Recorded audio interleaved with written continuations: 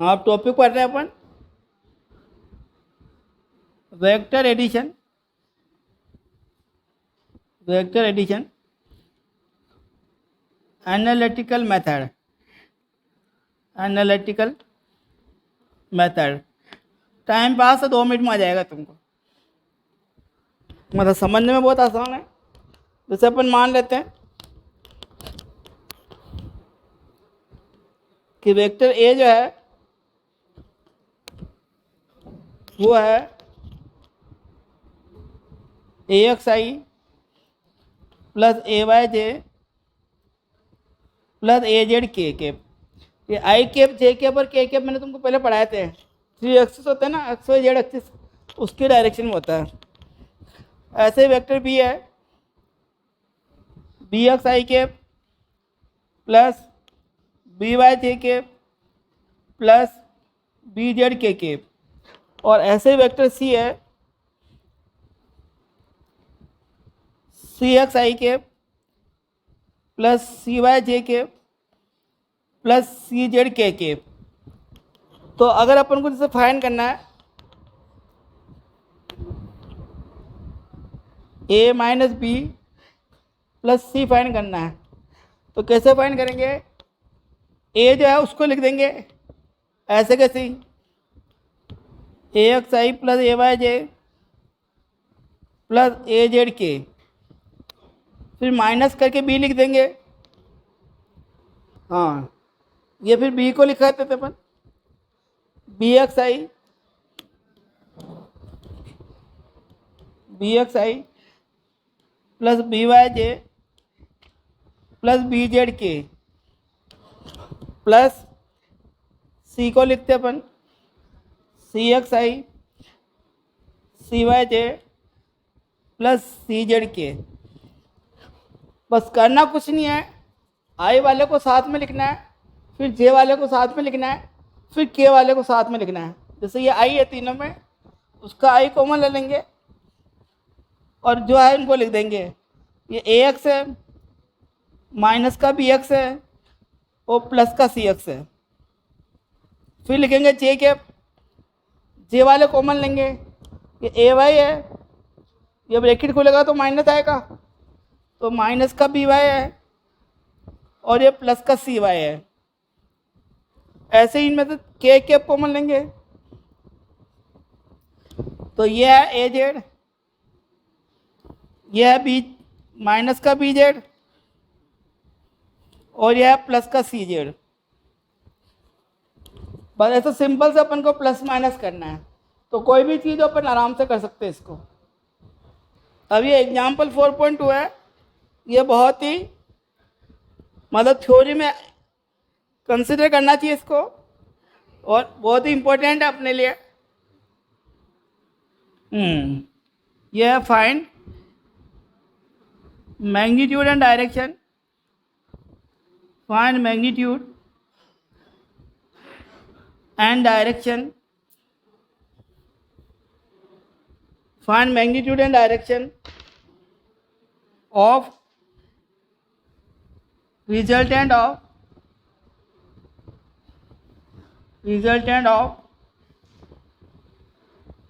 two vectors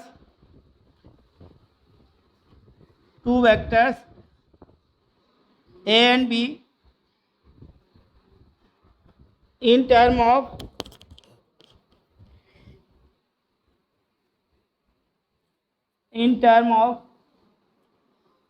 their magnitude,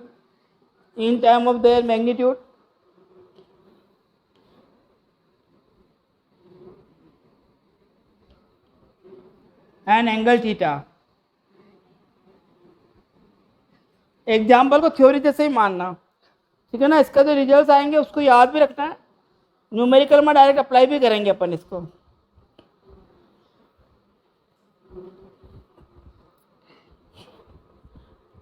हाँ, अब मैं इसका डायग्राम बना रहा हूँ।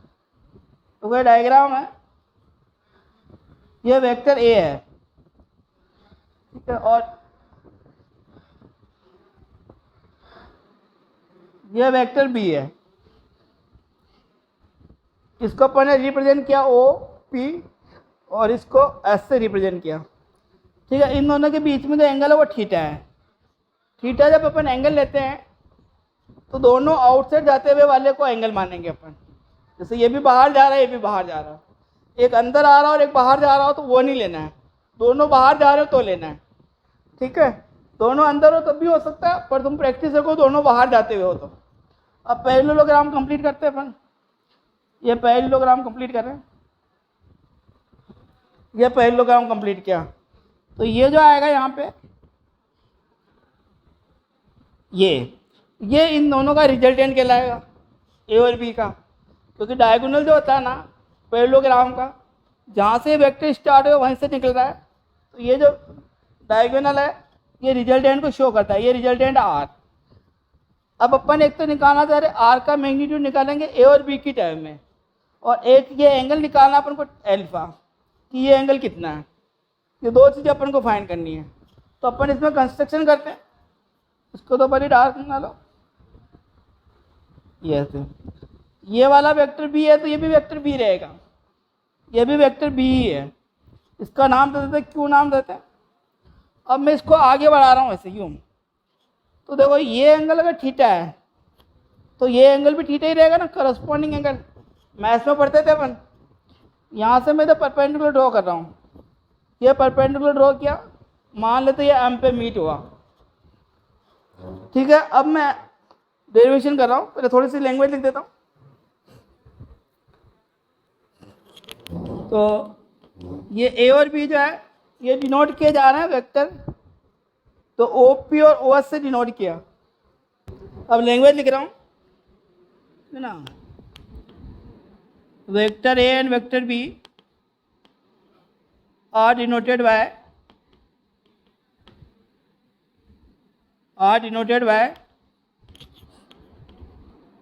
Vector O P and vector O S. ये अपन ने डिनोट किए है ना, ये ओ पी से डिनोट किया वेक्टर ए को और ओ एस को डिनोट किया वेक्टर बी को। ठीक है, और अपन पैरेललोग्राम लॉ लगाएंगे तो ये रिजल्टेंट आएगा ओ क्यू से, पैरेललोग्राम लॉ वेक्टर एडिशन से। By parallelogram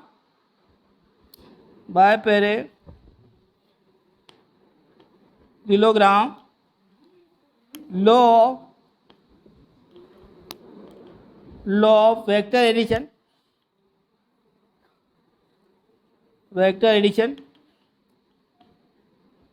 their resultant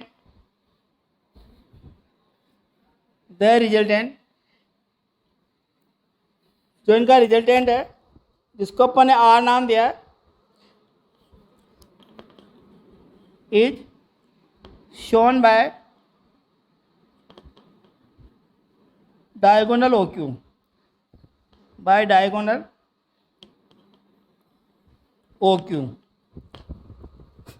diagonal O Q से अपन ने रिप्रेजेंट किया इसका रिजल्टेंट। ठीक है, फिर कंस्ट्रक्शन क्या परपेंडिकुलर ड्रॉ किया अपन ने, यही लिख देता हूँ, draw Q M perpendicular on O P. ठीक है ना, एक्सटेंडेड ओ पी के ऊपर करा।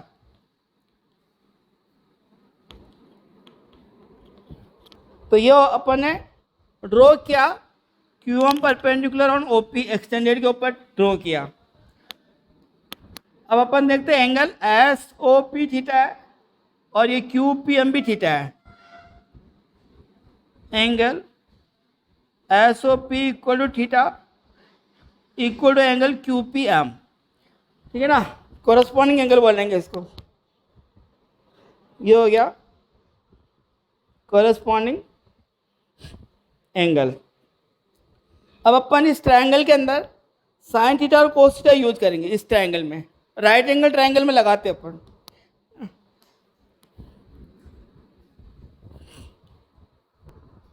यह एक ट्रायंगल ले रहे अपन QPM, in triangle QPM cos theta लिखते हैं। अब कोस थीटा का फॉर्मूला किसको याद है, बताओ देखें एक बार। कोस थीटा का क्या फॉर्मूला आता है, तो कोस थीटा का फॉर्मूला होता है बेस बाय हाइपोटेनियस। वो लगा रहे हैं यहाँ पे अपन। तो हाँ, थीटा के हिसाब से ये बेस हो गया पी एम, और हाइपोटेन्यूज हो गया ये पी क्यू। ठीक है, तो पी एम को तो मैं पी एम ही लिख रहा हूँ और पी क्यू को मैं बी लिख रहा हूँ। यहाँ पे वेक्टर बी नहीं लिखना है, बी लिखना है, ध्यान रखना, मैग्नीट्यूड है ये। ठीक है ना, यहाँ पे वेक्टर भी मत लिख देना। तो ये कोस थीटा अपने पास हो गया पी एम बाई बी। तो यहाँ से पी एम की वैल्यू आ गई B cos theta, equation number first है ना। पी एम की वैल्यू आ गई बी कोस थीटा। उसके बाद आगे बढ़ते अपन साइन थीटा का फॉर्मूला लगाते इसी के अंदर। साइन थीटा का फॉर्मूला क्या होता है, किसको याद है?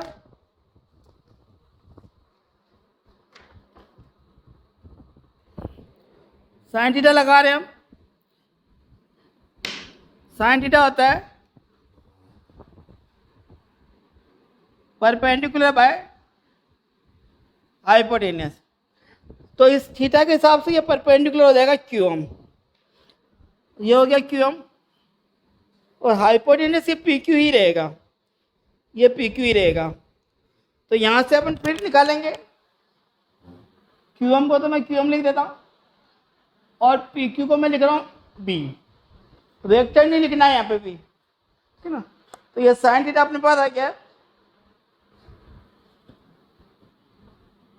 Q M by B.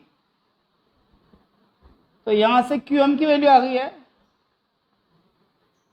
B sine theta, ये क्यू एम की वैल्यू आ गई बी साइन थीटा। अब देखो ये ओ एम क्यू भी राइट एंगल ट्रायंगल है भाई, जैसे राइट एंगल ट्रायंगल था ना वैसे ये भी राइट एंगल ट्रायंगल है। तो in triangle O M Q M O Q, चलो कोई बात नहीं, आगे पीछे कुछ भी लिख दो। हाँ, M O Q by Pythagoras theorem, by Pythagoras theorem. Pythagoras theorem तो सबको याद होगी, क्या होती है पाइथागोरस थ्योरम? तो ये है hypotenuse square equal to base square plus perpendicular का स्क्वायर।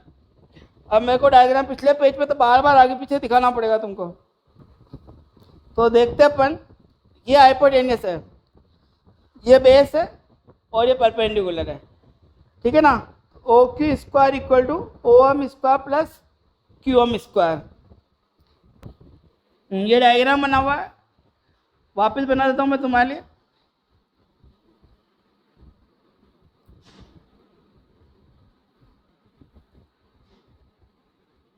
इनके नाम थे ओ पी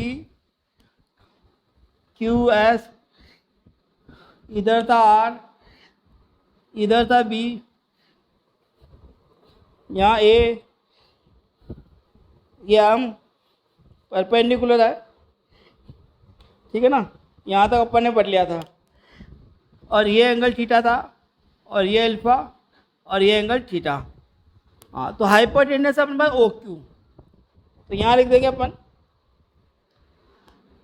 हाइपोटेन्यूस को लिख देंगे ओ क्यू का स्क्वायर, बेस है ये ओ एम, बेस हो गया ओ एम का स्क्वायर, परपेंडिकुलर हो गया क्यू एम, ये हो गया क्यू एम का स्क्वायर। ओ क्यू का स्क्वायर, ओ क्यू का मतलब अपने पास रिजल्टेंट आर, ओ क्यू की वैल्यू लिखेंगे आर, वेक्टर नहीं लगाना है, केवल उसका मैग्नीट्यूड का स्क्वायर है। लेंथ ना, पाइथागोरस थ्योरम अपन ने वेक्टर के हिसाब से थोड़ी पढ़ी है, ये तो अपन छोटी क्लासों से पढ़ते आ रहे हैं, लेंथ के हिसाब से पढ़ी है। ओ एम है, अब इस ओ एम को मैं लिख रहा हूँ O P plus P M, इस ओ एम को मैं लिख रहा हूँ O P plus P M, और इसका होल स्क्वायर लगा दिया। क्यू एम को मैं भी एक बार क्यू एम ही लिख रहा हूँ, अगली स्टेप में वैल्यू लिख दूंगा मैं। ये हो गया आर स्क्वायर, ओपी, ओपी का मतलब है ए, वेक्टर नहीं लगाना है, क्योंकि लेंथ है ये ओपी। पीएम की वैल्यू अपन ने इक्वेशन फर्स्ट और इक्वेशन सेकंड में पीएम और क्यूएम की वैल्यू फाइंड करी थी। देखो ये पीएम की वैल्यू थी बी cos थीटा और क्यूएम की वैल्यू थी बी sin थीटा। ये वैल्यू अपन पुट करेंगे यहाँ पे।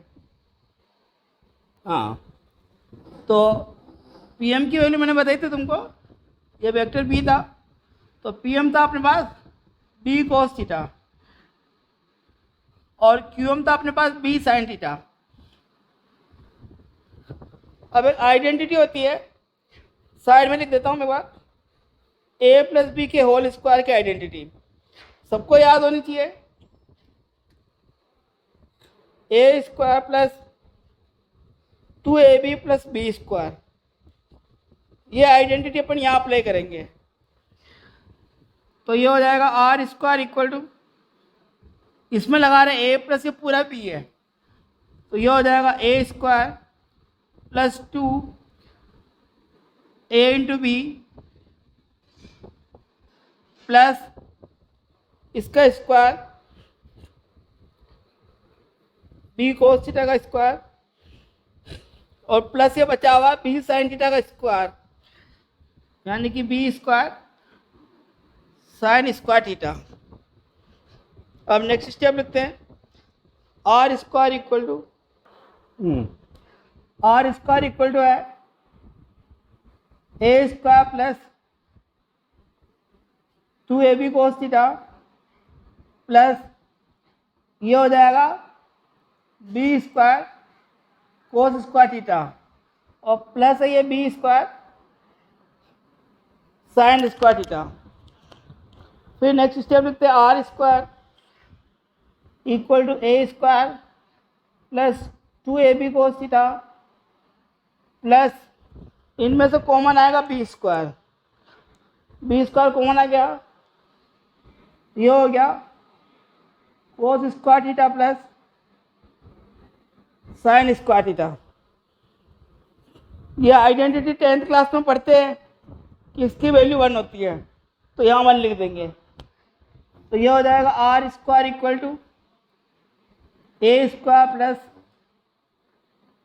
2ab cos theta plus B square into 1, यहाँ आइडेंटिटी लिख देते हैं।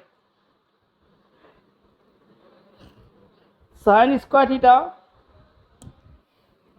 Plus cos square theta equal to 1, ये आइडेंटिटी होती है। ठीक है, तो अपने पास आर स्क्वायर की वैल्यू आ गई। ये फॉर्मूला याद रखना, बहुत important formula. R square equal to A square plus 2ab cos theta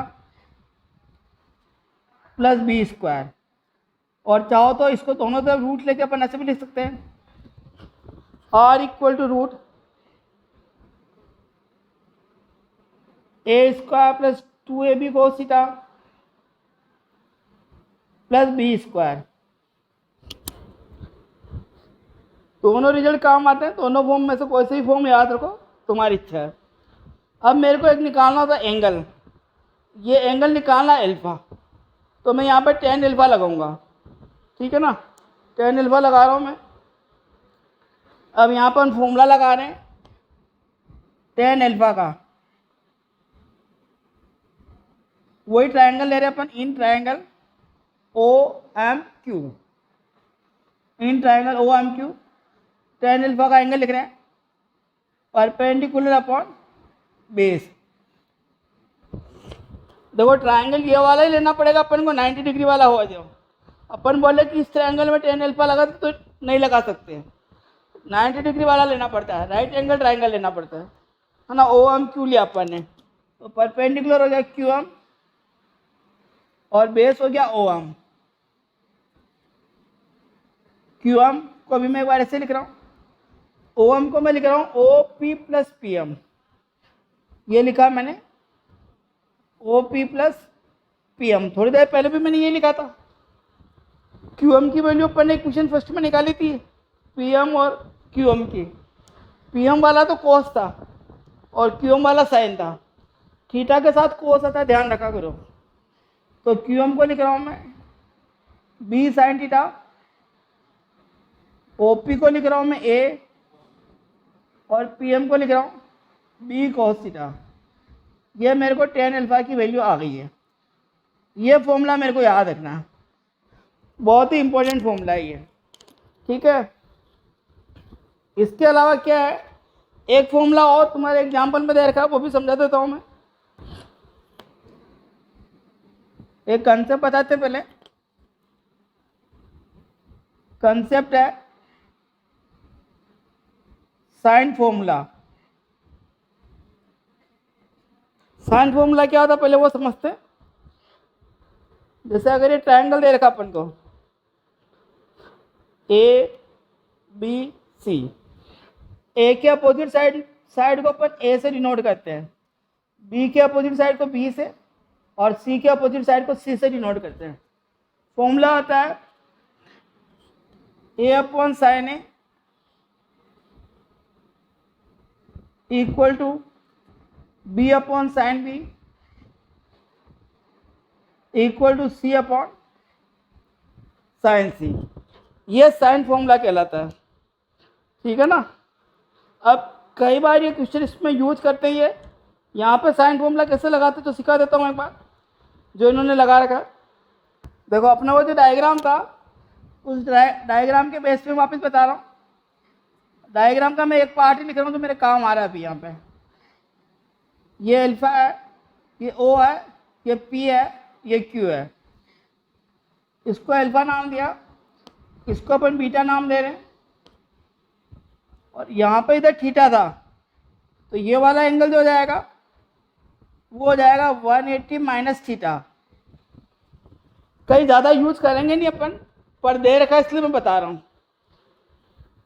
यहाँ पे देख लो वापस, ये वाला ट्रायंगल या ओ पी क्यू, ये एंगल अल्फा है, ये अल्फा है, इसको इसने बीटा एज्यूम कर लिया, और ये थीटा है तो ये हो जाएगा 180 माइनस थीटा। देखो जो ओ क्यू था उसकी वैल्यू थी रिजल्टेंट आर के इक्वल थी। ये जो ओ पी था ये ए था, और ये जो पी क्यू था वो बी था। तो इसमें तो इसमें अपन वो फॉर्मूला लगा रहे हैं। तो आर अपॉन आर के सामने वाला एंगल है 180 माइनस थीटा, ये हो जाएगा sine 180 minus theta equal to A के सामने ये एंगल है beta, A upon sine beta, और ये वाली जो साइड है बी, बी के अपोजिट एंगल है alpha, B upon sine alpha. एक फॉर्मूला होता है ट्रिग्नोमेट्री का, मैथ्स का, वो तुमको याद करना पड़ेगा। साइन 180 माइनस थीटा की वैल्यू है साइन थीटा, तो यहाँ पे ये यूज हो जाएगा R upon sine theta equal to A upon sine beta equal to B upon sine alpha. ठीक है ना, याद मत करना इसको, कहीं यूज नहीं करेंगे अपन। हाँ, अपने पास ये दो फॉर्मूले आ गए, R square equal to A square plus B square plus 2ab cos theta. एक फॉर्मूला अपने को ये मिला है,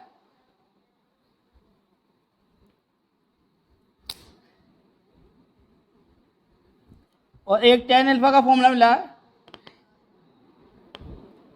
बी साइन थीटा अपॉन ए प्लस बी कोस थीटा। इन दो फॉर्मूला के अपन स्पेशल केस पढ़ते हैं अपन। एक बार डायग्राम भी बना देता हूँ बोली शॉर्ट में तुम्हारे वापस। ये ए था, ये बी था, ये थीटा था,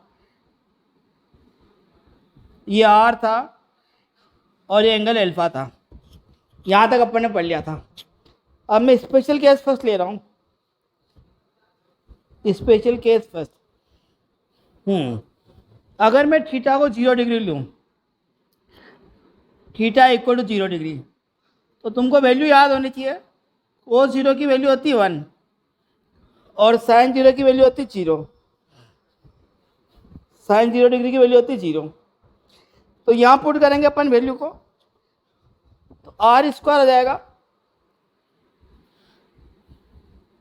ए square plus B square plus 2ab, और कोस थीटा की वैल्यू है 1 इंटू 1 कर देंगे, तो ये हो जाएगा हाँ A square plus B square plus 2ab हो गया ये, यानी कि ये हो गया ए प्लस बी का होल स्क्वायर। इसका मतलब ये हुआ कि आर की वैल्यू आ गई ए प्लस बी। इसको अपन ऐसा बोलेंगे आर मैक्सिमम इक्वल टू हो गया ए प्लस बी, क्योंकि ये मैक्सिमम वैल्यू आर की जो आ सकती है, इससे बड़ी वैल्यू कभी भी पॉसिबल नहीं है ए और बी के रिजल्टेंट से। तो इसका जो डायग्राम होता है ऐसा होता है कि ये ए होता है और ये बी होता है, तो यहाँ से लेके यहाँ तक ये पूरा आर हो गया, सेम डायरेक्शन में दोनों, ठीक है ना। ये अब इस टेन एल्फा वाले फॉर्मूले में रखेंगे थीटा की वैल्यू 0, तो ऊपर 0 हो जाएगा, तो 0 हो जाएगा टेन एल्फा, तो टेन एल्फा में रख रहे हैं, हाँ डायरेक्ट लिख देते हैं टेन एल्फा इक्वल टू 0 आ गया, यानी कि एल्फा की वैल्यू आ गई 0। ये स्पेशल केस फर्स्ट हुआ। अब है केस सेकेंड। केस सेकेंड में अपन ले रहे हैं थीटा को ले रहे हैं अपन 180 डिग्री, 180 डिग्री। अब ये भी तुमको वैल्यू याद रखनी है, कोस 180 डिग्री की वैल्यू होती है -1 और साइन 180 डिग्री की वैल्यू होती है 0, ठीक है। इसके अंदर दो केस बनेंगे कि ए बड़ा है या बी बड़ा है, उसके हिसाब से। जैसे पहला केस बताता हूँ, जैसे ये ए है और ये मान लेते इधर बी है, दोनों के बीच में 180 डिग्री का एंगल है, तो यहाँ पे अगर ए का मैग्नीट्यूड बड़ा है तो आर इधर आएगा,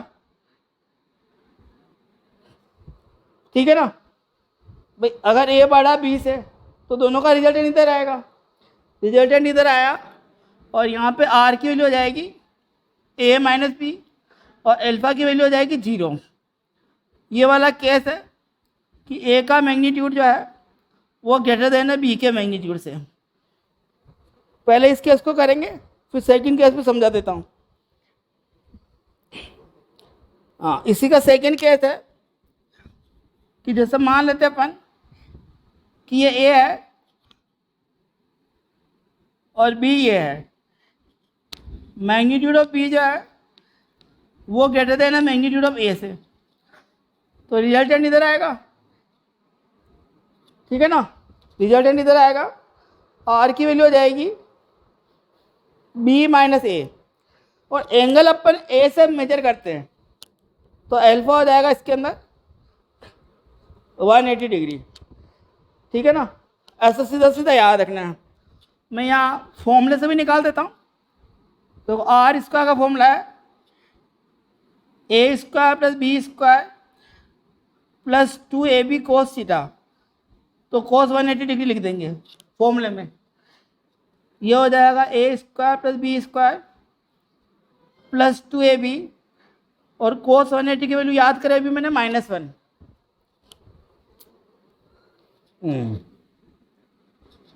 तो ये आर स्क्वायर की वैल्यू आ गई